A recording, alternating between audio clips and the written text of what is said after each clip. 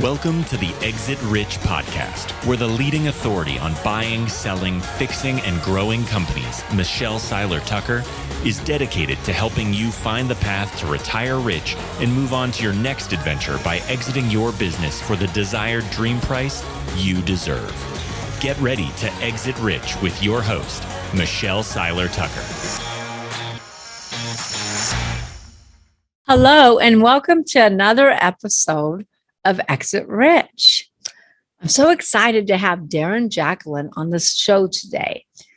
From growing up with learning disabilities to barely passing public high school to living on the streets and on welfare to multiple suicide attempts, Darren Jacklin thought he was fated for failure. He was repeatedly told that his disabilities would forever keep him from really amounting to anything. For years, he struggled under the weight of these labels, accepting this as his destiny, until the pivotal moment when someone finally believed in him.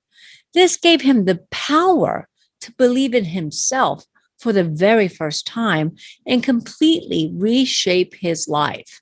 Darren has since trained over 1 million people in 48 countries across 4 continents, including 157 Fortune 500 companies. As an independent board of director with eXp World Holdings, Inc., he has rung the closing bell at NASDAQ twice. Oh my gosh, how exciting.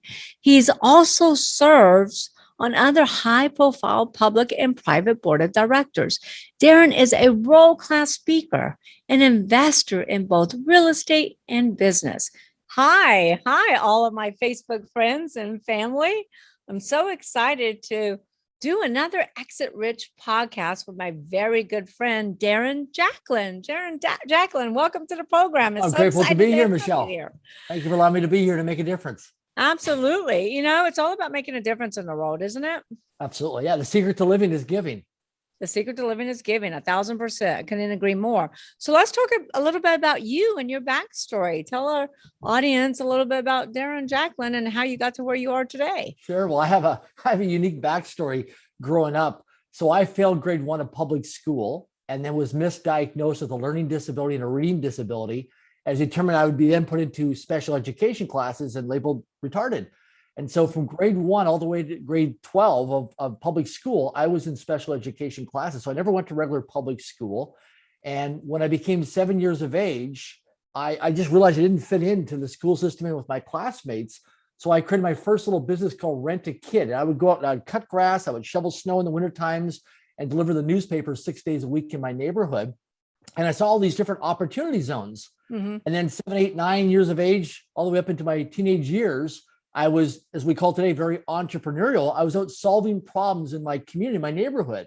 And so if I ever wanted something, I looked at going and knock on doors, solve problems, and monetarily get exchange money for that. And that's what I started to do. And so how does a kid that's labeled mentally retarded learn how to solve problems and become entrepreneurial? And who labeled you as mentally retarded? Was it your first teacher? And was it kindergarten? Was it first grade, you said? Yes, I was in grade 1. And so, I was very hyperactive. I didn't sit still in my school desk. I just was very out there, very extroverted at the time. And I had a lot of energy and I wanted to do a lot of things. And so they had to get me to conform and sit still and eyes front and pay attention like the rest of the kids in class. And so, because my attention span was very short in school. And I'm not a theory person. I'm very practical. I'm very results oriented person. I need to do things. I'm very action oriented. And so to me, to sit there and just listen to somebody talk, it's like, okay, just get to the point. Just give me the executive summary, the bottom line. Right. And did they test you back then? Yeah, they did. I went through different psychological tests, probably. And IQ testing too back then? Yeah. And I've had different tests now where like IQ level and, very intelligent, like not academia smart, but very like street smart or very entrepreneurial smart. And I've went through a lot of different personality tests. But back then, I was in a city of less than 20,000 people in population, a place called Swift Current, Saskatchewan, Canada. Only a few elementary schools, a couple junior high schools and one high school. So it was a very small, place. but and not a big financial budget with regards to the school district as well. And so I learned to adapt, and I learned to change as a way of survival. Because I felt I was never ever good enough, never smart enough, never amount to much, never worthy enough. Yeah. So what about your parents? Because if I was your parent, and I'm way too young to be your mom, Yep. but if I was, I would be like, absolutely not. He's not mentally retarded. I know how bright my son is.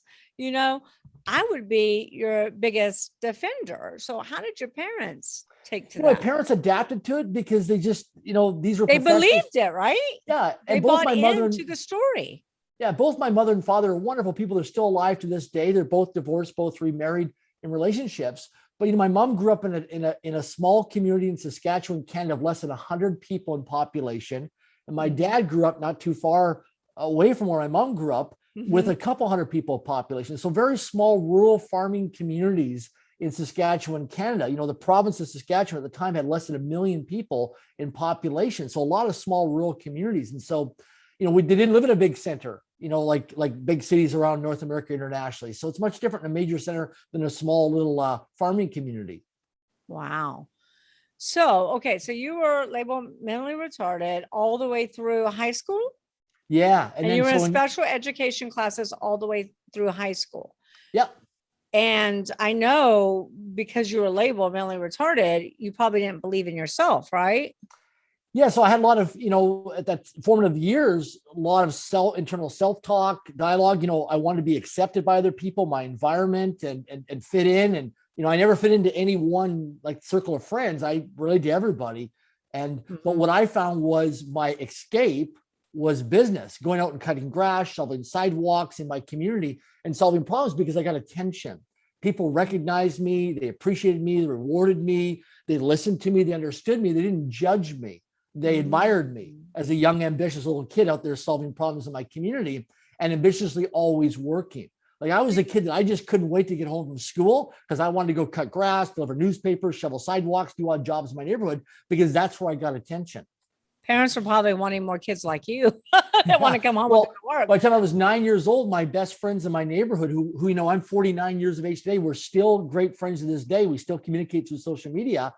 But I hired my friends in my neighborhood because we today call leverage in business, working smarter than working harder, working in teams. But I realized at a very young age that most of our goals don't require our actions. Right. That was a big turning point for me, is that most of our goals don't require our actions. It's about creating teams and teamwork.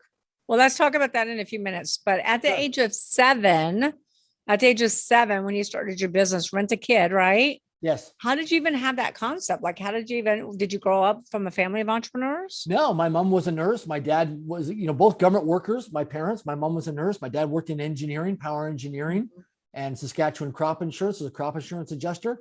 So no, grew up in government employee family, grew up in a middle income neighborhood of a lot of government employees. So just that environment was not an entrepreneurship or small business ownership environment. I didn't grow up in that kind of environment. My neighbor was a very high profile political leader. And I used to cut her grass, shovel her snow, and deliver newspapers. And she was a deputy premier of Saskatchewan, Canada. And she actually became my first paying client. And I learned a lot by watching her because, she was always getting hugged and slugged in the media. She was always on the front page of the media, always being media advertised.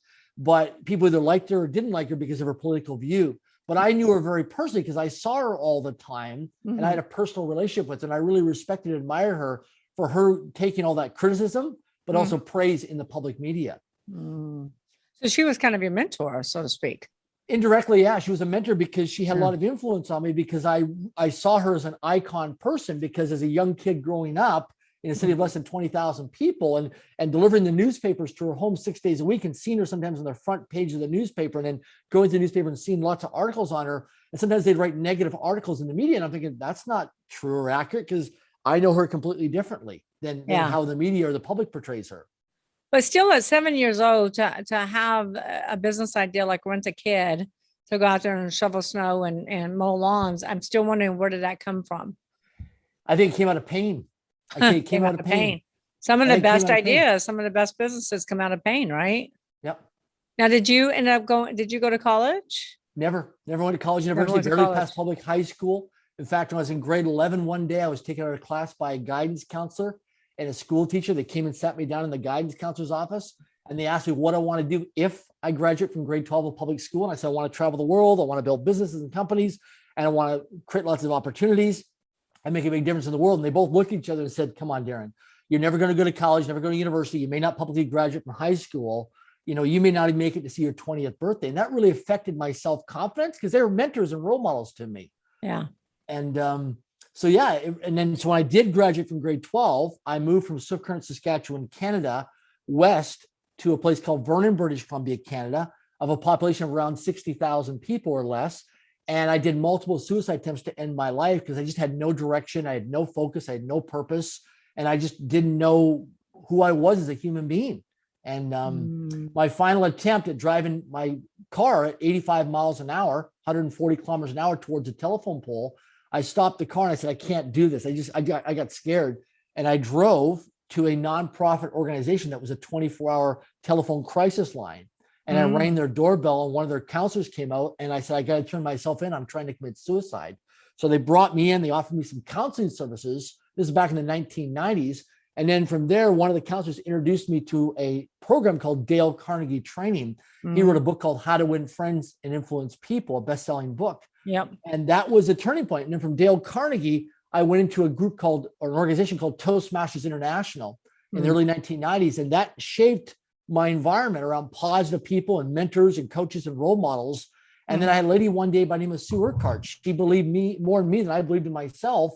And she was a member of Toastmasters. She said, I think that we could mentor Darren Jacklin to becoming a world-class speaker. And she planted a seed. She's like, I'm like, who are you? You don't even know who I am.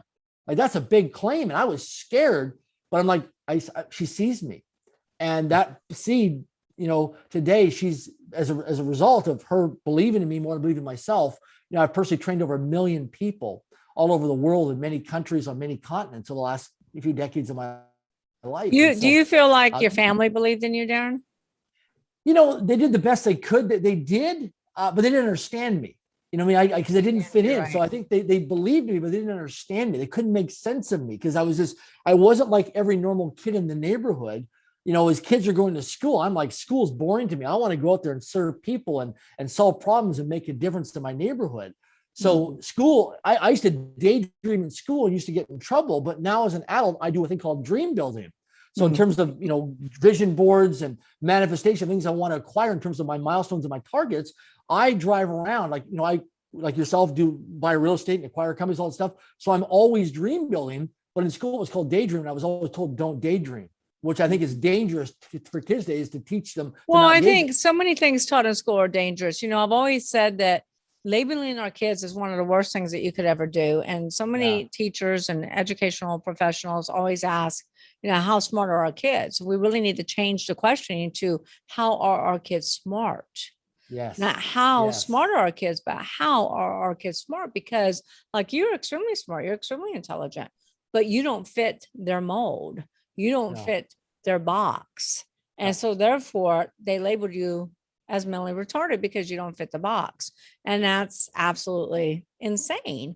Les Brown was Les Brown, who I love and adore, who was on my podcast not that long ago. He was labeled mentally or educationally retarded as well. And the education professionals need to stop doing that. We need to stop labeling our kids. Did they also diagnose you with ADD, HDD? I'm just curious. They did. They told me they put me on a drug called Ritalin, and they diagnosed me. And then years later, I met a gentleman in my life, and he said, "Oh, you're ADHD." And I said, "That's what I was labeled." And he goes, "Do you know what that is?" And I said, "What?" And he goes, "Attention developed to a higher dimension." I love that. Attention developed to a higher dimension. He said, "You just don't fit into that box, and you have a genius level in different ways in terms of your hierarchy of values." Yeah. And so we need to be focused on changing education. Yes. Yeah. I feel like my daughter is labeled too. She's labeled as ADD. She's labeled as not fitting in that particular box. And so we just really need to change the way that teachers and the entire profession labels our kids, because not so many are as fortunate as you. Not so many make it. Like you said, you were suicidal. Not so many make it as a very successful entrepreneur as you have, because you had that one lady who believed in you. Mm-hmm. Yeah. I made a lot of mistakes, a lot of screw ups, a lot of adversities and failures and challenges. I was once homeless for a few months, lived on the streets on welfare, eating my next meal of a garbage dumpster. But it's interesting. When I was in my late teens, I made a bunch of money from various different odd jobs and saved a bunch of money, did a bunch of investing. Then I met two guys one day that wanted me to invest in a startup company. I got elated and got this dopamine fix. I'm like, oh my gosh. So next day I go down to the bank and I take out all this money in cash and I co-sign all these loans and lines of credit. And I signed a thing called a GSA, called the General Security Agreement with the financial institution. I didn't know what that means. It means they collateralize all your assets. And I didn't have much. I was just starting off my life, but I had a car and I was renting a place and I had an apartment. And so 120 business days later, the bank called a demand loan and they exercised their right on the General Security Agreement. So bailiff showed up at my doorstep one day, knocked on my door because I was the co-signer. He goes, "Are you Darren Jacklin?" I said, "Yeah." He goes, "We're here to repossess your car." I'm like, "I don't have any money. We have a couple outstanding parking tickets." But what happened was all the collection telephone calls and collection letters back in the 1990s were going to a mailing address that wasn't mine. And all the phone calls were going to an answer machine that these guys had set up. So I never got any of the collection phone calls or collection letters. So as a surprise, one morning, I get the bailiff to open my door to repossess my car, to take my car to auction, to sell it, to pay off these loans. Then the next 7 years, I'm going through all this legal battle stuff and collecting agencies and creditors, and I owed money on the street and I was completely out of integrity. But I had to go to court one day. And the judge brings me up to the front of the courthouse in the room there. And he says to me, he says, "Young fella, where's all your paperwork?" I said, "I don't have any paperwork. It was all verbal agreement." He goes, "You look like an intelligent, nice guy." And he goes, "I'm going to share something with you." He said, "Mr. Jacklin, when a person with money meets a person with experience, the person with the experience ends up with the money. That's why you're here today. You had money, you met people with experience, you didn't know what research or due diligence was. Right. And you gave them the money on speculation." And, right. And I said, "Listen, I owe money. I co-signed the loans. I need a few years to pay it off so I can get back in good standing." So it took me several years to pay off everything. And I had people upset with me and angry with me, but I was just trying to be the nice guy, trying to co-sign guys to help them out with an entrepreneurial venture as a startup company. But today I'm much more strategically, methodically planned out when it comes to due diligence. And I've got some very smart people on my teams now that know how to do due diligence, and we take our time, because I learned that there's three kinds of money. There's calm money, cautious money, and nervous money. So if you're looking at an investment opportunity, is your money calm? Is it cautious, or is it nervous? And so if it's not calm, don't write the check. If it's cautious, do deeper dive of due diligence, talk to accountants or lawyers. And if it's nervous money, run the other way, don't get involved. And so how do you make that determination if it's calm, cautious, or? Yeah, so I'll give an example. Cryptocurrency, I don't understand that at all. I don't understand it, so I don't invest it. To me, it's speculation. I'm a cash flow investor. I like cash flow. I think you're probably the same way. So to me, when you say cryptocurrency, I get tense in my body and I get very cautious and very nervous. So I would never deploy any capital into that because I'm not a speculative investor. I don't gamble. I like to put money out there to multiply money, but also get cash flow every month, right? So I like things like real estate, or I like to acquire businesses or acquire cash flow that produce stable monthly recurring passive cash flow.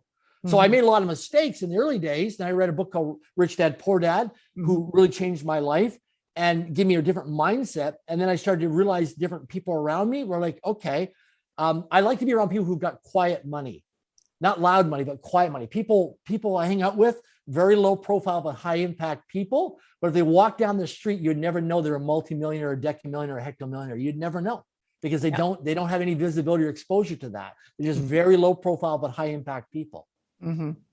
Wonderful. Well, going back to your childhood, not to stay there, but I think it's just such a profound story and can help so many of our listeners.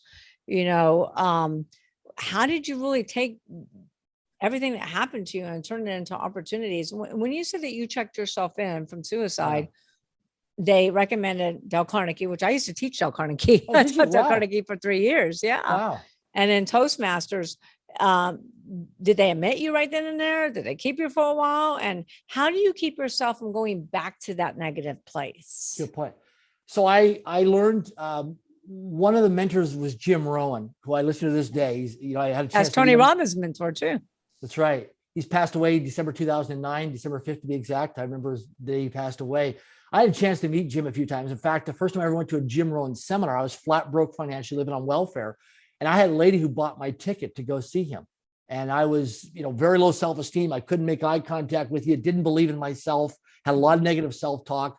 And I sat in the front row that this lady bought my ticket, and I just took copious amounts of notes. And like, I have a journal right here. And I write things down in my journal, but also what I discovered, because success leaves clues, is daily habits and daily routines.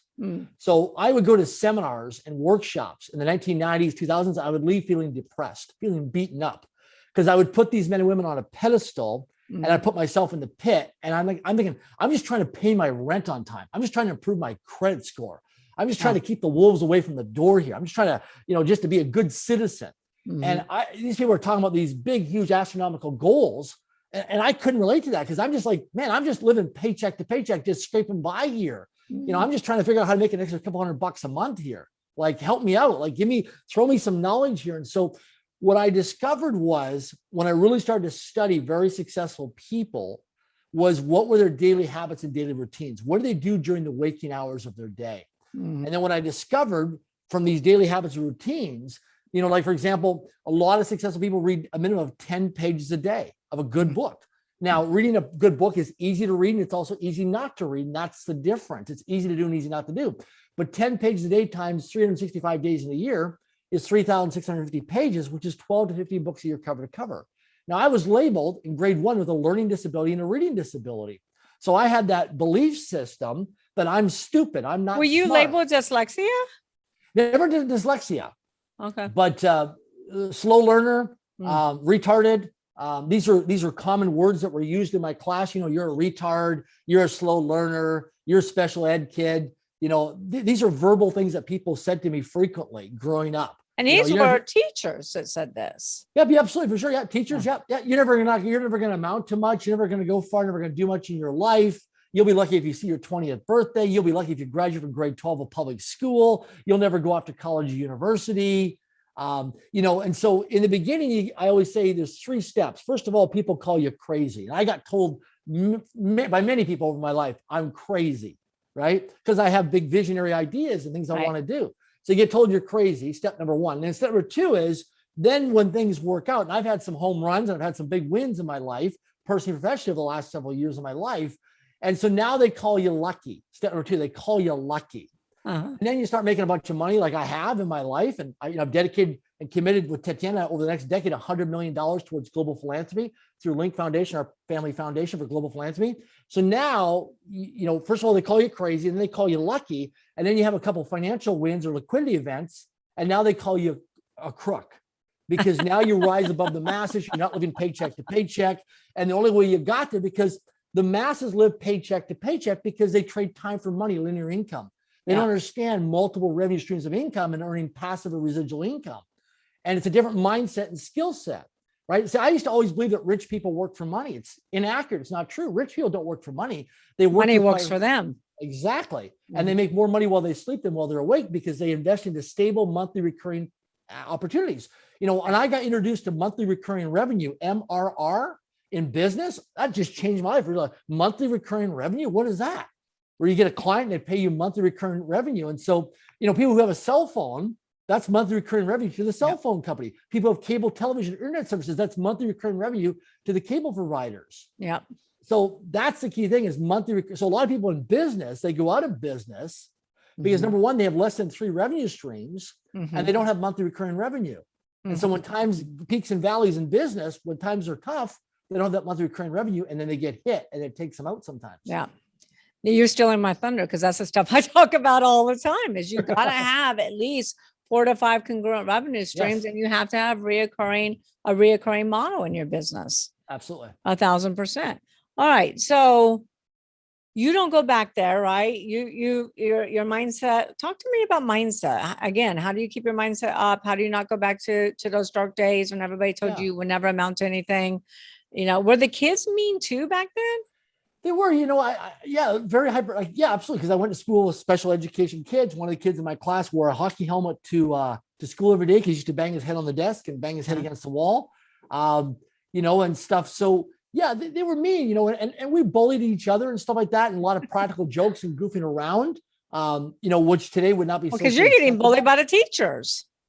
Yeah. And we were labeled. We were put into a special classroom, and we were told that, we're these special kids. We're special education kids. And so, we were segregated from everybody else. And so growing up, you felt like, hey, there's nothing wrong with me. Like I just feel normal. Like I can have conversations with everybody. There's nothing different about me. I'm not good at maybe exams in school. And I'm not good at memorization and sitting still because I'm bored, but I let's go do something. So that's when my life, when I would go after school, evenings and weekends, I would go and expand that energy with my rent-a-kid business. And I got great joy out of that. I like going on knocking on doors and going to meet people and solving problems. And I call these opportunity zones today. I always say to people, listen, we don't have money problems in life. We only have thinking problems. There's no lack of financial capital at this point. There's an overflowing abundance of financial wealth. All you got to do is the fastest path to cash is go solve a problem. Go be in service to other people. Who's got your money? Like when I was a kid, I'm always looking around. Who's got my money? I want to buy a bike. I want to buy something. Who's got my money? Go knock on a door, listen to people, ask questions, and solve a problem and exchange money. I love that. Who's got my money? Yeah. Sounds like a good title for a book. Well, because kids, we're taught as children, don't talk to strangers. But yet strangers have everything we want, everything we need, everything we desire in our lives. Strangers have everything we want. In fact, the strangers that we haven't met yet, Michelle, are the ones that are going to take us to the next level in our lives. Yeah. But most people are scared to talk to strangers, but yet strangers have everything that you want in your life. And what I discovered as a young kid, as human beings, all we are is a network of conversations. If we're up in the International Space Station looking down right now on planet Earth, we're looking at from the International Space Station, and we mapped out all these human beings that are on planet Earth, and we linked them all together.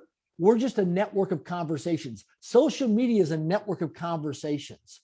So as human beings, why aren't we having more conversations and making more requests for what we really want in our lives? But most people, like if you ask me, what am I up to? I have my top 10 personal goals. I carry my goals with me everywhere I go as a non-negotiable. And I ask 9 out of 10 people, what are your goals or dreams for this year? And nobody can tell me what they really, really, really want in their lives. So how do you have direction and focus? How do you know what your milestones and your KPIs are in terms of your measurements? You have no direction. So if you have your goals and you commit to every day, I write my goals out 730 times a year. Every morning, every night before I go to bed, I have a non-negotiable daily habit that I write my goals out. When I have an adversity. Do you write the same goals every morning and every night, the same goals, they don't change? Every day. And you write them out how many times a day?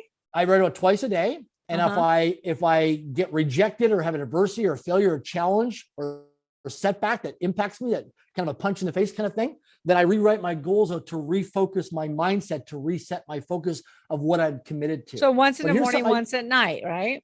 Absolutely. Because I start my day and I end my day. And I start my day with gratitude. So in the first, 2 to 3 minutes, I wake up every morning. I wake up and I just give thanks. I count my blessings. And I just thank my feet. I thank my heart. I thank my vital organs. I thank all my moving parts of my human body in gratitude for everything they do. I'm just so grateful for my feet, grateful for my eyes, my ears, my heart, for all the things that they do to take care of this meat suit and this human being body. And I'm just so appreciative. And so that changes my vibration of energy. But most people, they don't realize that there's no guarantee we're going to go to bed tomorrow night. Most people wake up complaining. Correct. Well, in fact, when I was younger, I used to wake up to my alarm clock, and I was doing different jobs and odd jobs, and my alarm would go off early in the morning. And before I was even out of bed, Michelle, I'd ask myself this question: what time can I go to bed tonight? And I'm not even out of bed. My feet haven't even hit the floor yet. And I'm asking myself, what time can I go to bed tonight? And I discovered from my experience is that the quality of our life is determined by the quality of the questions that we ask ourselves. So if we go to Google and we type in, why am I stupid on Google, up will come pages and pages of why you're stupid. If you go to Google and type in, why am I a genius, up will come pages of why you're a genius. Right. And so we have to be aware of our mindset of what questions that we ask ourselves and the labels that we attach and put to ourselves. Like, I'm stupid. I'm not good enough. I'm not smart enough. I'm not worthy. Right. So the thing is, I'm, classy versus trashy, or whatever people say to themselves. And so one of the things I always say is I'm always at the right place at the right time with the right people with the right opportunity. I have, I'll show you here. I have 120, these are laminated. I have 120 affirmations that I read to myself every day as a non-negotiable daily habit. Every day you read those? Non-negotiable. Every day is a daily habit. I do affirmations with my daughter who's 11, and we do that every morning and every night before she goes to bed. So when I'm brushing my teeth and I'm shaving is when I do it. So I leverage time. And so when I'm brushing my teeth, I'm shaving, I'm reading my affirmations in the mirror. That puts me into a high peak performance state, which raises my vibration of energy, which gives me mental clarity and focus, but also my mindset. If I'm going to a high level meeting in person or virtually, before I jump on that call, I schedule time in my calendar as a little buffer of time. And I actually review my top 10 personal promises and my goals and my daily affirmations. So when I come in, I'm fully present and I'm in the moment right now. Did you do that today before you got on my podcast? Absolutely. Yeah, absolutely. And that's why we started late, everyone. Yeah. And so 120, I always thought, Tony Robbins said 3 to 5. I started with that. A lot. What's but that? It grows. It grows. So when I started doing 3 to 5 affirmations, it was a lot for me. And then just being consistent, doing it every single day. And so October the 1st of this year, I started doing 10 push-ups a day. And every day since October the 1st, I've been consistent with just 10 push-ups a day. And people are like, well, you can do a lot more. Yeah, I can do a lot more. But I'm just building for the next 3 months, building that discipline and that consistency of just 10 push-ups a day. And then after this quarter, right, because I've started Q4, October 1st, December 31st, I'm going to do 10 push-ups a day. That's my habit, my routine. Then on January the 1st of Q1 of next year, then I'll start doing maybe 20 or 25 push-ups a day. But my goal for this quarter is just 10 push-ups a day consistently every single day as a non-negotiable daily habit. Okay. So what about the one thing? Because I think one time, a lot of entrepreneurs will, throw out 10, 15, 20, 30, 40, 50 things they want to accomplish. And I'm always like, no. It's not scroll. Let's pick one thing. Let's focus on one thing and let's go for that one thing. Do you believe in that philosophy too? For sure. So I do. So every Sunday I sit down and I time block it into my calendar and I do a week. I plan my week in advance.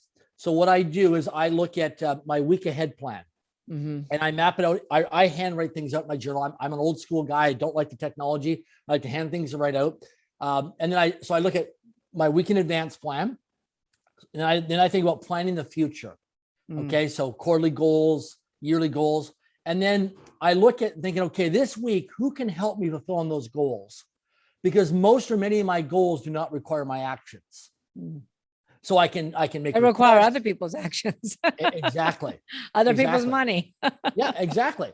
And then I look at on Sunday afternoon as a weekly habit, what's my number one goal this week? Nothing else matters. What's my number one goal this week? Nothing else matters. So if everything went sideways this week, this one specific target this week, I've got to accomplish. It's a mindset of do or die. And that's what I focus on. And then throughout the week, Monday, Tuesday, Wednesday, Thursday, Friday, my calendar is structured towards what are my top 10 personal promises? And then what are my weekly calls? And then what I do is on Tuesdays and Thursdays on my iPhone, I have an alarm that goes off that I pre-program with an audible alarm. And I have to do a report. So on Tuesdays and Thursdays, I have to report on my metrics, my key performance indicators of where I'm at, whether I'm on track or off track, kind of like air traffic control. Here's the plane flying this week, going to my destination, and I'm reporting to air traffic control metaphorically, am I on track or off track? And so I have it as an accountability of where I'm at. Now, when you first start doing this, it feels weird and it's uncomfortable and you don't want to do it. But after you do it for a few months, you develop a habit, a routine, and you raise your standards of who you are in terms of accountability and responsibility. And then it becomes a non-negotiable habit. And so I'm lost if I don't have my accountables. I'm lost if I don't have my week ahead plan. And then every Saturday I sit down and what I do is I do my weekend review. So I have it time blocked in my calendar with a reminder, and I sit down and I look at, what's my weekend review? What worked? What didn't work well? And then I ask myself 2 questions. What am I not thinking? So what's my blind spot? Like, what am I not thinking right now? So it could be, I'm not thinking about taking care of my health, or I'm not thinking about, my relationship, or I'm not thinking about, putting some money aside for future projects going forward. I'm not, and so I start to think, what am I not thinking about? What's something I need to pay attention to? And then what am I not seeing in terms of around me? What am I so busy go in that I'm not seeing around me? Opportunity zones all around me, right? What am I not seeing in terms of solving problems, maybe to expand my portfolio or to work with my foundation, or, I'm not seeing right now that, somebody who's been reaching out to me is a good friend of mine. I've put them off, and maybe it's a cry for help. Maybe they need to talk to me. Maybe it's something that they're dealing with something in their lives they're going through personally, professionally. And maybe just a 5 or 10 minute conversation could really make a traumatic difference in their lives. Right. And so I write that down. And so when I say, what am I not seeing? Oh, you need to call your buddy Ryan. I write it down. I put it in my calendar. I make a phone call and I talk to him. Hey, just want to check in on you. How's your well-being? What are you up to? What are you working on? How are things going? How's the family? How's your relationship? How's your career, job, or business? Mm-hmm. So I always do that. It's very important because, all we are is a network of conversations, and we're in the people business. Right. So I love that. I love how you set that one goal. I love how you have that accountability every week. I love how you have that weekend check-in to see what went well, what didn't go well, and most importantly, what are you missing? Yeah. Absolutely. Any other great habits, great daily routines you follow? Because I know you have so many, like reading 10 books, reading 10 pages a day, doing 10 push-ups. You like the number 10, obviously. Yeah, exactly. Yeah, absolutely. The other thing I do every Saturday in my journal is, what tasks did I do this week that I don't want to do anymore? That's a reoccurring question every week. What tasks did I do this week that I don't want to do anymore? And you take a look, could be grocery shopping. Can you outsource grocery shopping? Get somebody else to get the grocery store delivered to you. You can get somebody off one of the websites that you can contract. Laundry, housekeeping. Can you outsource all that stuff? So think about like one of the things right now is one of my things is packing. I don't like packing. I'm traveling a lot. Packing stresses me out. So before COVID-19, Tatiana and I had a house manager, and our house manager worked on site here in our home. And then, because of COVID, we couldn't have. I know the feeling. We had a nanny and a house manager too, and we don't have one right now. That makes a big difference, right? And then what tasks are on my to-do list that I don't want to do anymore? So I look at, what are my tasks I need to get accomplished this week, personally, professionally, and what are things I'm avoiding or putting off that I'm starting to show a recurring pattern here. Because when I start to see a pattern start to develop over a few weeks or a month or so, okay, I'm not going to action this task, but it's frustrating to me because I want to get it done. I want to get it complete. Right. So who can I outsource this to, or delegate to, or can I eliminate, or can I automate this task so I can remove from my weekly metrics of keeping track of it? So it's another thing I do. The other thing what I look at also too each week is, how do I get close to new money this week? How do I get close to new money? Because there's two types of people. There's people who've got money problems that don't have enough money. And there's friends of mine who've got lots of money through multiple revenue streams coming in that have a lot of capital they need to allocate and deploy every month or every quarter. So how do I get close to new money? And people say, what do you mean? Why do you focus on getting close to new money? And I write people's names down. How do I get close to new money? And then I write down, who's got my money this week? I actually write down every week. And then you write down, show me the money. Yeah. Because when I focus on who's got my money, I now know how to use my time, because what I'm looking at is people to co-invest with me. Right. So as I'm building more and more revenue streams, passive recurring revenue streams, I need access to capital. Right. So I go and solve a problem by showing somebody how to, risk mitigate by asset protection and risk mitigation, show how to protect the downside. So I'm always looking at who's got my money, right, this week, because then I can say, listen, this person's making a lot of money, or they just went through a liquidity event, or they just sold their company, or sold a bunch of real estate. They're sitting on a cushion of cash right now. They're trying to figure out the best strategy for themselves to solve for, right, generational wealth planning, or their family going forward. So I'm like, okay, here's some deal flow. Here's some opportunity zones that we're looking at. Maybe we can potentially partner up and co-invest together. And then I ask another question in my journal every week is, what is it about money this week that I need to learn? Right. So you and I talked the other day when you and I had a call about trust. I actually wrote that down. You had mentioned something on one of our telephone calls about trust in the United States, because people are moving to Puerto Rico, and you're like, you don't have to move to Puerto Rico for tax purposes. You can set up this trust. So I wrote this trust down, and I have my virtual assistant actually research it right now, and as a task, and she's going to get back to me later this week with what she found online. Plus I can ask you about that because you've got experience. Absolutely. I got experience and the resources. Exactly. Awesome. Anything else? Time with that. Another thing is I do is every month. So what I do is also every Sunday is, what obstacles are possible to happen this week, and how can I manage them in advance? So what obstacles are possible to happen this week, and how can I manage them in advance? So I'll give you an example. I'm here in Vancouver, Canada, And over the last few days, we've had some storms with our weather, high winds and a lot of rain. And so they were forecasting, the media, that we may have some power outages because of the high winds with a lot of trees here in British Columbia, Canada. So I reached out to some people that I had scheduled calls with to let them know that we're having some weather issues here in Vancouver, Canada, and we may have some possible power outages. So just as a contingency plan, my Zoom video conferencing might go down, my internet might go down. So I'm forecasting and pre-planning in advance that may happen. Another question I asked myself was, what obstacles might I run into this week and how do I solve them in advance? So just like an airline pilot, we're going to fly from Vancouver to Toronto, right? What obstacles might I run into this week and how do I solve them in advance? So I'm thinking like an airline pilot, how can I mitigate and pre-plan things in advance so it doesn't take me off course? I do this every Sunday as a non-negotiable weekly habit. And then what's the outcome of that? Do you feel like that you plan for these obstacles to occur, but then they don't occur? I prepare for worst case scenario situations and then hope for the best. But I'm always speculating, preparing for worst possible. So I'll give you an example. So I ran into a challenge a few weeks ago where I put myself out of integrity. I have, so my calendar, everything I do, I have an alarm on my phone. So to me, early is on time. Yeah. Okay. And so what I do is, what happened was I went to get on a Zoom video conferencing call with a bunch of people I did not know.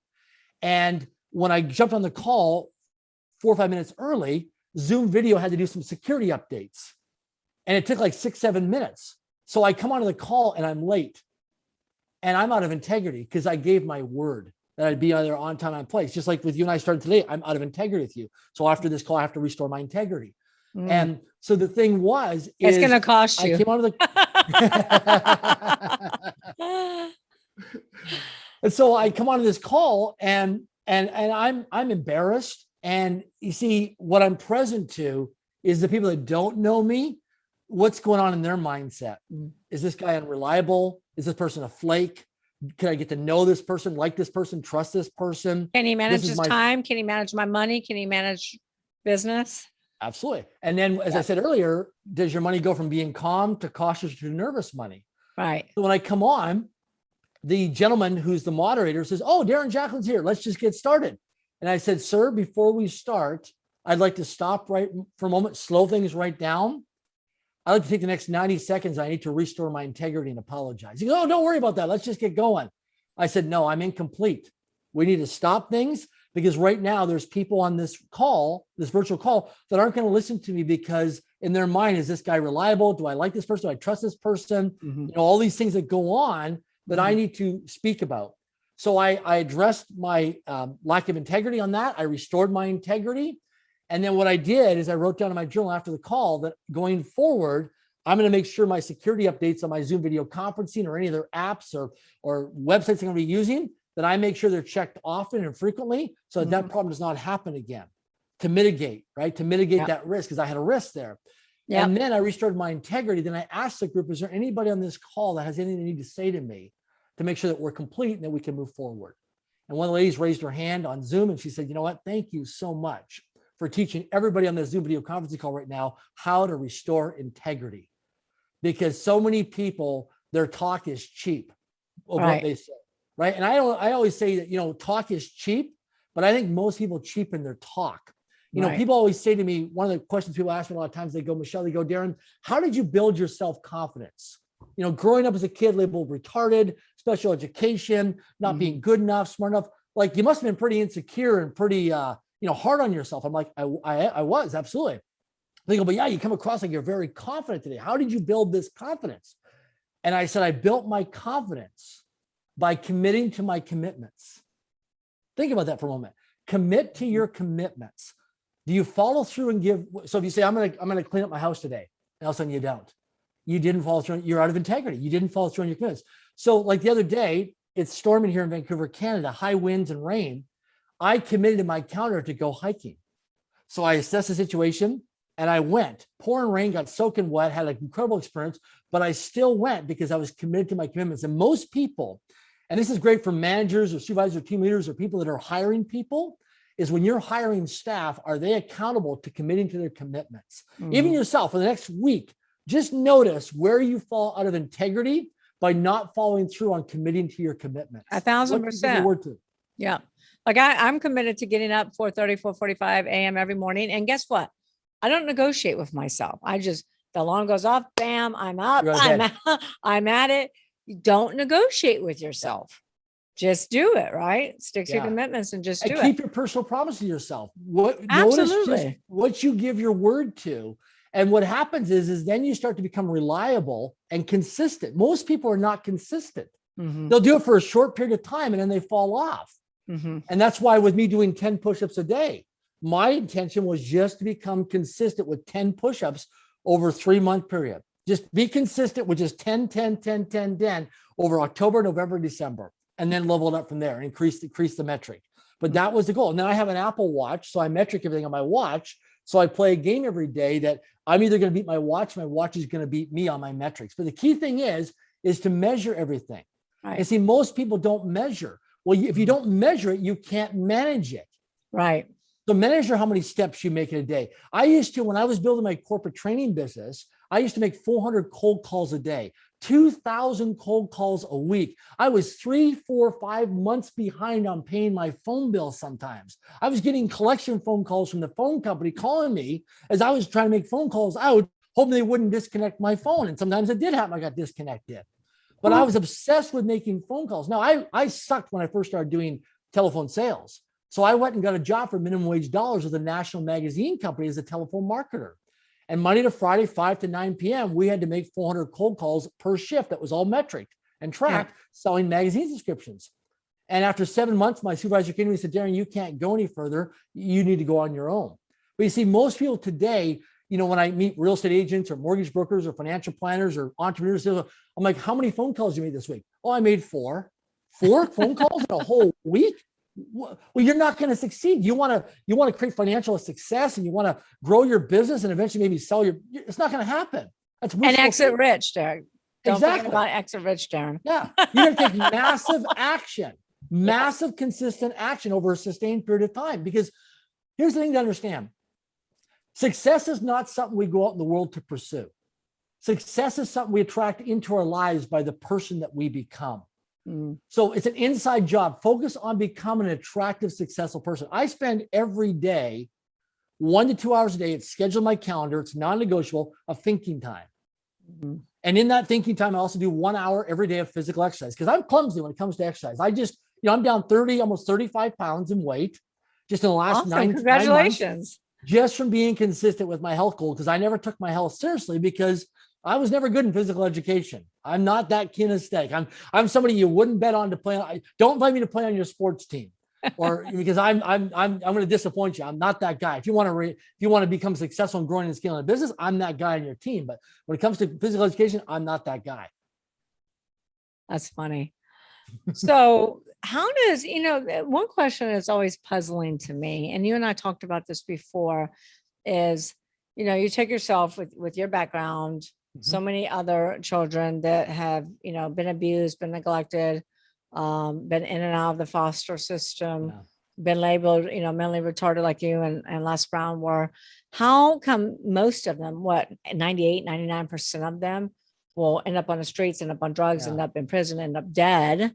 And a very few percent, a very small percentage will actually end up with massive success like you have and like Les Brown has. Yeah. Why is that? Why is it that so many end up not successful when very few end up successful? Good question. From my own experience, and I've pondered this a lot over the years, I think environment is stronger than willpower. And it's your environment of the people, your association, your inner circle of who you spend time with, who you associate with. And that's critical. And so when you get introduced to a life, and I've had a chance to guest speak and volunteer speak with gangs and outreach. And I was just speaking the other day to school, and your environment is stronger than your willpower. And we don't realize environment is stronger than your willpower. You betcha. So if you leave things to yourself, like your device, so myself releasing all this weight this year, if you would have I joined a hiking group. I have a private WhatsApp group with a hiking channel. We're a very active hiking group from all different skill levels. If I would have not joined that hiking group and not been proactive on the WhatsApp channel, I wouldn't have released all this weight because I was left to do it by myself, which is not highest on my hierarchy of value list. But because I was in an environment of people from all different walks of humanity, of all different skill set levels of working out and exercising, there was an accountability and responsibility for me to show up at the scheduled hikes that were in our calendars with the group, because I didn't want to disappoint myself, but also didn't want to disappoint other people. So when kids are growing up, I'll just use an example, they're fatherless as an example, then they'll seek for a male role model. And that male role model might be a gang leader or a drug dealer, for example, right? So for me, I'm totally drug free. I've never done a drug. I'm 49 years of age, never done a drug in my life. I don't judge people who do drugs. That's their choice. To me, my addiction has been business. And here's the reason why. It's my sport. See, I suck as a kid with sports, like physical activities, but man, in business, because what business is solving problems. Right. It's serving people. It's being in service to people. I love solving problems. I get a dopamine fix. I get elated from solving problems. I love doing that. And so to me, I see this opportunity zone. So if you and I go watch a news media, CNN News, and people like get all upset and depressed, I get excited thinking, look at all these opportunity zones. Look at all these ways to serve humanity. You know, it's God's to-do list. Let's solve all these problems. So whenever I see people complaining, I see opportunities. It's the mindset is, how do you turn the crisis into an opportunity? So your environment, go back to your environment. Your environment was special ed. Yes. Your parents who bought into the story, and your teachers who labeled you as mentally retarded. How did that environment help you become the person that you are today? Because so many of these kids, are in abusive homes. Great question. They're living on the street. They're in gangs. They're, doing drugs, etc. They haven't been able to change that environment. Yeah. You follow me? So when I was delivering newspapers, that was my physical exercise. So I was not good in school with physical exercise, but I had to use up that energy. So I was delivering newspapers 6 days a week around my neighborhood. So when I would go there, and every 2 weeks I had to go collect money at the door, by knock on the door and collect the money for the newspapers, people would appreciate me. They would respect me. I'd get into conversation with them. I felt that I was wanted. I was valuable. And so then people were like, hey, do you want to water my plants? Do you want to walk my dog? Do you want to rake my leaves? Do you want to paint my fence? So I got introduced to all these different, concepts or revenue streams. And so I think the big thing is that young people, they don't have an environment that supports them and helps them.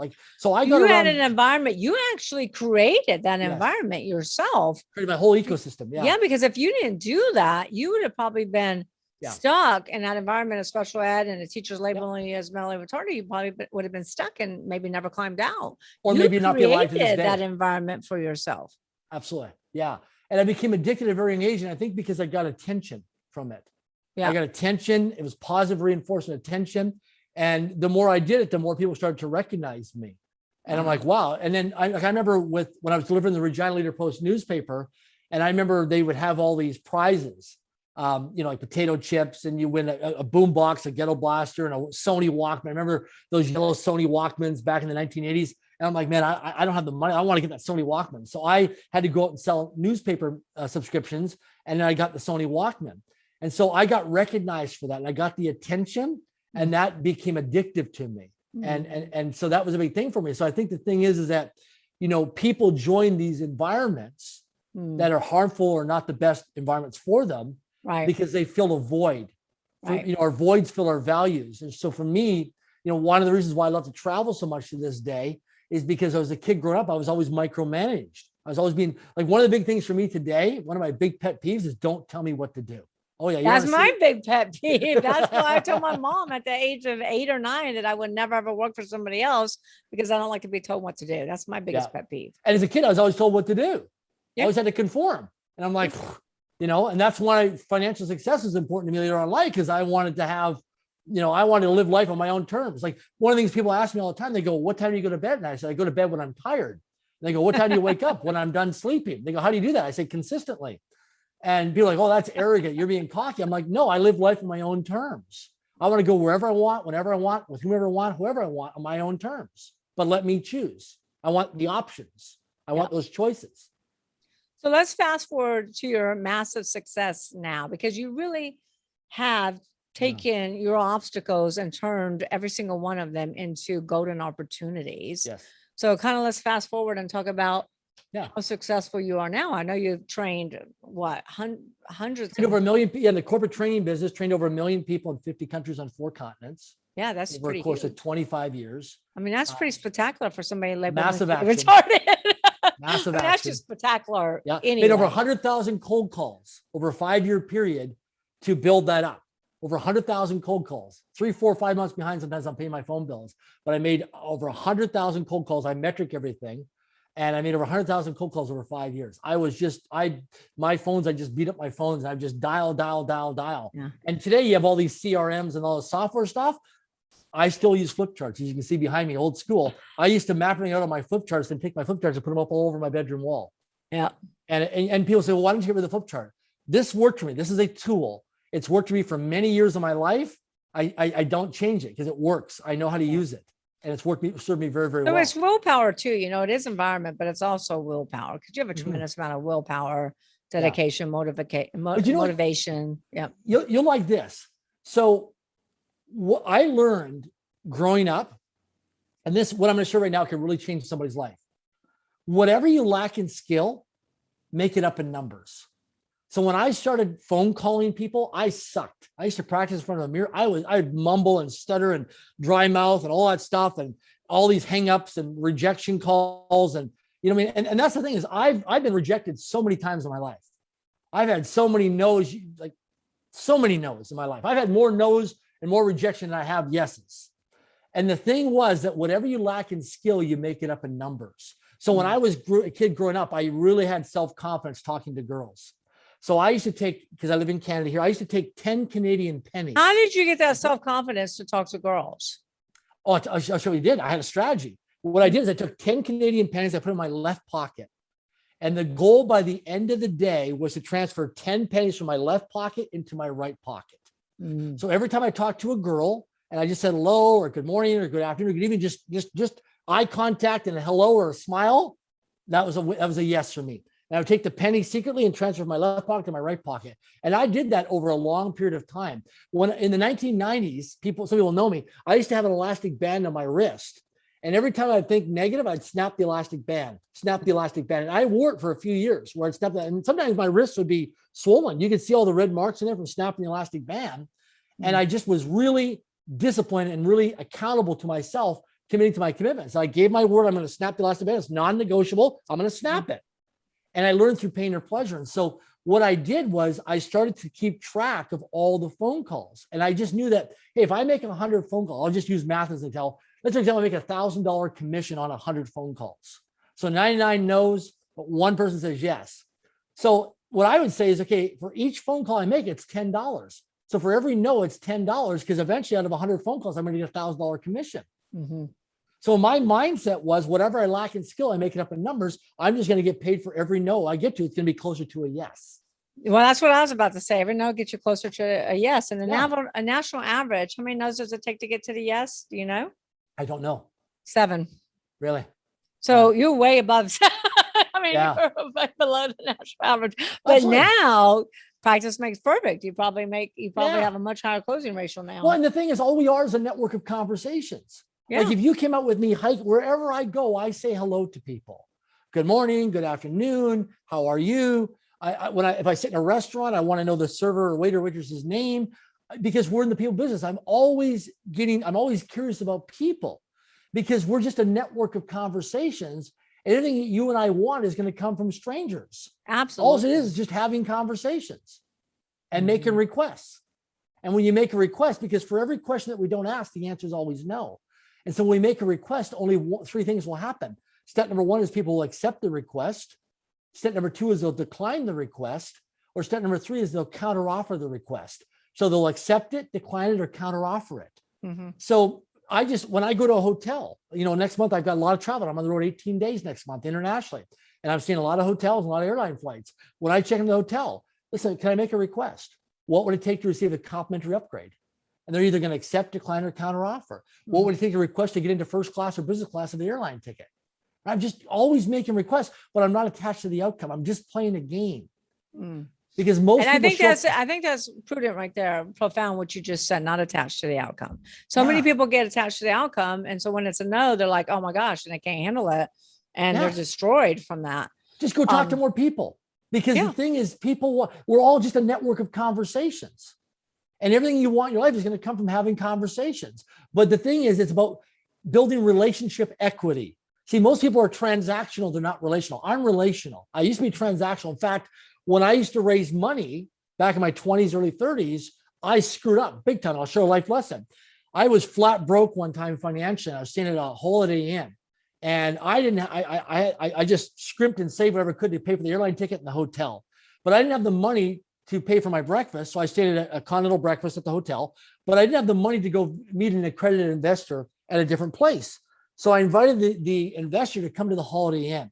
And this is where I really got confronted on my integrity and my lack of character of who I was as a person years ago. And I really grew from this. So I snuck this high net worth investor into the Holiday Inn, into this continental breakfast. There's signs visible all over, only registered guests only, to go to this continental breakfast. So I come in, this guy sits down there. I'm pitching him for $50,000 US for this business venture I'm involved with, right?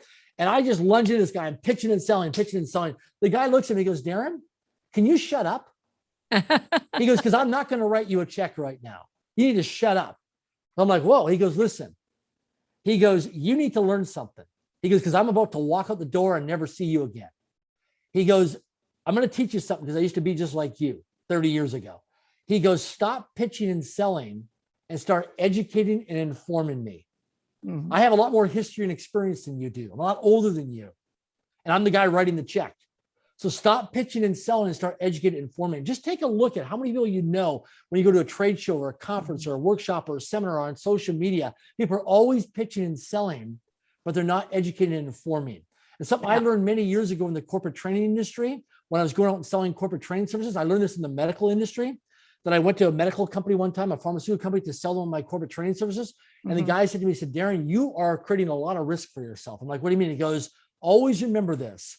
Prescription before diagnosis is called malpractice in the medical industry. And he goes, you are prescribing before you're diagnosing. You need to be listening and asking questions and building relationship equity with me. So I get to know you, I get to like you, and I get to trust you.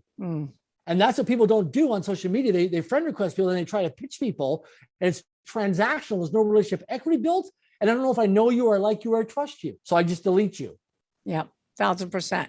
All right. So we've talked about your success. You are also one of the founders, I believe, and board of directors of EXP Corporate Realty. Yes. Yeah. So I serve as the first independent board of directors of EXP World Holdings, EXP Realty. I joined in 2013.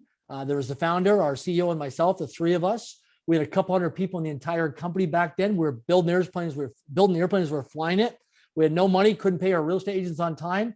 And today we have 67,000 people in 19 countries on 5 continents. We're a publicly traded company on NASDAQ. I've had a chance to go twice down to New York City to ring the closing bell with the team. And I just got the numbers yesterday that every 4 minutes, somebody around the world joins EXP Realty as a real estate agent. Every 4 minutes. Wow. And so it's an incredible success story, of what we're doing. And I'm just so proud of the team for what they do in day-to-day operations, and all of our real estate agents, our brokers, our support administration team. And so I serve on 3 different paid boards of directors, one being EXP. Another one is a cybersecurity company out of Chicago that we're in process of going public with right now. And another company that's based out of New York City that's in the medical office space industry, where we have $350 million in assets under management. And and then I have a portfolio of companies that I have in terms of, everything from accounting firms to private equity to real estate, all kinds of stuff. And I have people run the day-to-day operations and then just report to me. So when you're ready to exit that business, what do you do? I'm having fun. Well, the big thing right now is we're growing and scaling. Did you hear me? When you get ready to exit that, Exit Rich. We exit rich. In fact, I was trying to throw that line to you, Darren. I have your book right here.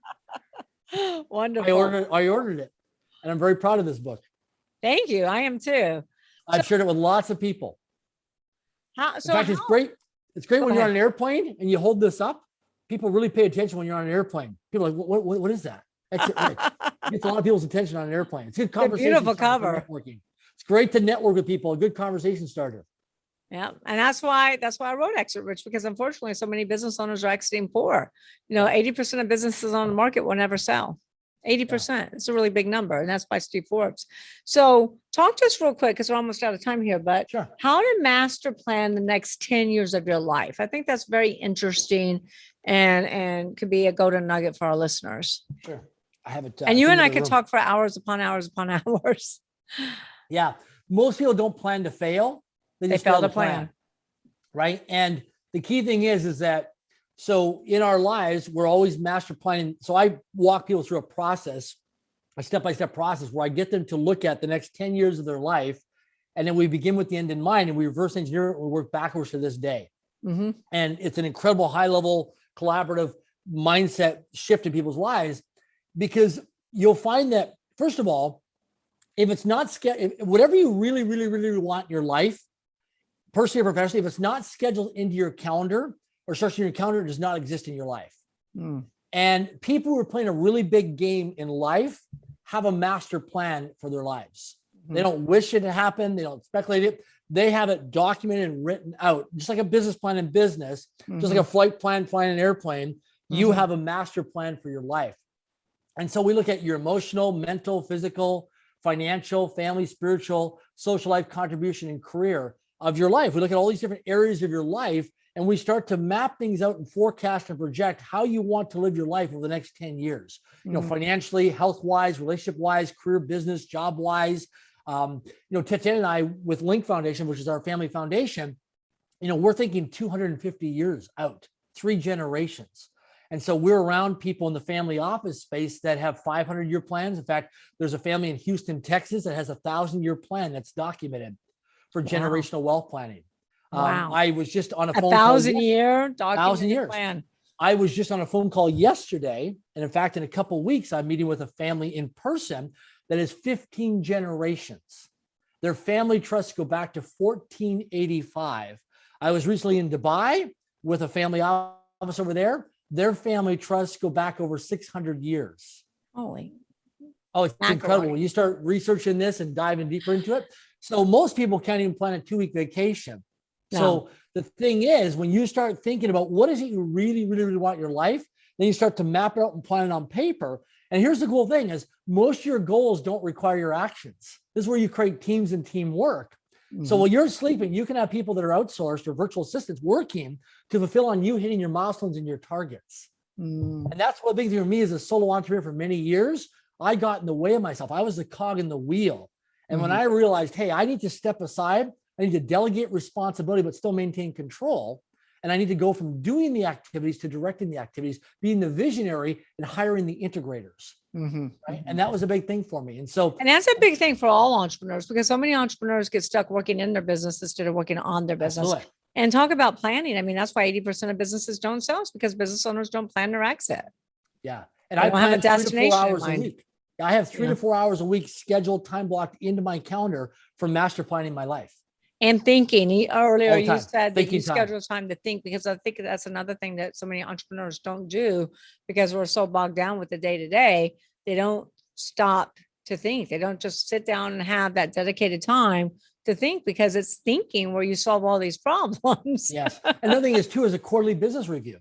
So at the end of each quarter, Q1, Q2, 3, and 4, you schedule it in your calendar. And I always schedule it a year in advance. And then we time block it. We actually sit down, whether it's a half day or full day or 2 days of uninterrupted focused time with set meeting agendas and meeting attendees. And we go through a quarterly business review. What worked, what didn't work, what we want to improve, what are our blind spots, how do we solve for things, how do we mitigate risk, how do we do asset protection. And Ted and I do this in our personal professional lives. Another thing is too, is planning as part of your master plan, is having a 3 to 6 months food supply, MREs, meals ready to eat, having cash reserves, right? So in 2008, 2009, I got hit really hard, almost went bust because I didn't have any cash reserves. The market tanked and I was out high and dry. Then over the last couple of years, done very, very well. So we have cash reserves and contingency plans. So just in case something should happen, we have these contingency plans in place, which is very important. And then all your estate plan, end of life planning. Every 90 days, Ted and I sit down and we look at all of our usernames and passwords. We look at all the apps we're on, all the websites that we're on. We look at all the people we are involved with financially, that were involved with different business, and we update all their contact information every 90 days. Because Tetya and I both live high-risk lifestyles because we travel a lot. So if something should unexpectedly happen to us just in case, we have a contingency plan that our executive directors or our beneficiaries can step in. Our end-of-life plan is already in place. It's all updated and accurate, but also all the people we're involved with. Because what happens is sometimes you get people that grow and expand their financial wealth or their high profile, they exit rich, and now they go through a capital liquidity event, they still have a bunch of cash, and they die. And then their immediate family or whoever their executive director or beneficiary are come in, and it's so freaking disorganized. Yeah. And the next 2 to 5 years is trying to unfold and figure this all out. And then you get all these people calling you, want money and all that kind of stuff. It's a mess. Crazy. All right, Darren, look, you've given us so many great go-to nuggets, so much great advice. Any last minute thoughts for our listeners? Realize that in life is that you're either coming from a problem, you're in a problem right now, or you're heading towards a problem. And as a human being, just realize that, everybody's screwed up in their lives. Every human being on the planet has got something that's not working in their lives. And the bigger the levels you grow and expand your life personally, professionally, you're just managing more things. And realize that, your words are very powerful, and commit to your commitments is so important, and ask for help. Don't do life by yourself. We want to look good, but we don't want to look bad as a human being. It's a condition of being a human. We want to look good, don't look bad, but reach out to other people and don't do things by yourself. People are always waiting for an invitation. Make requests, ask people. You'd be amazed that people will accept you and want to be a part of what you're up to and help support you and make a difference in your life. Amen. Yeah. Any other thoughts? We'll have you back on that, for sure. We talked about that. Yeah. Realize that, life is peaks and valleys, and life is like the seasons. There's 4 seasons in life. And, if things are hard right now and challenging, maybe you're in winter. So start planting seeds for the spring.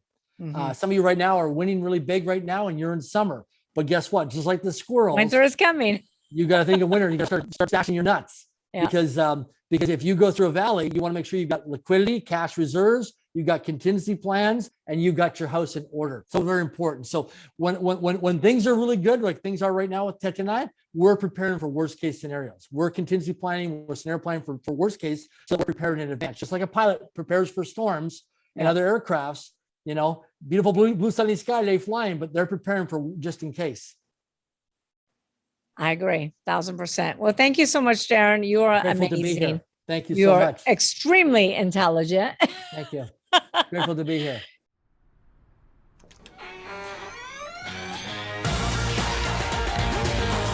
Thanks for listening to the Exit Rich podcast. Don't forget to check out Michelle Seiler-Tucker's Build to Sell Blueprint books and Exit Rich, along with more blogs, videos, and resources at exitrichpodcast.com.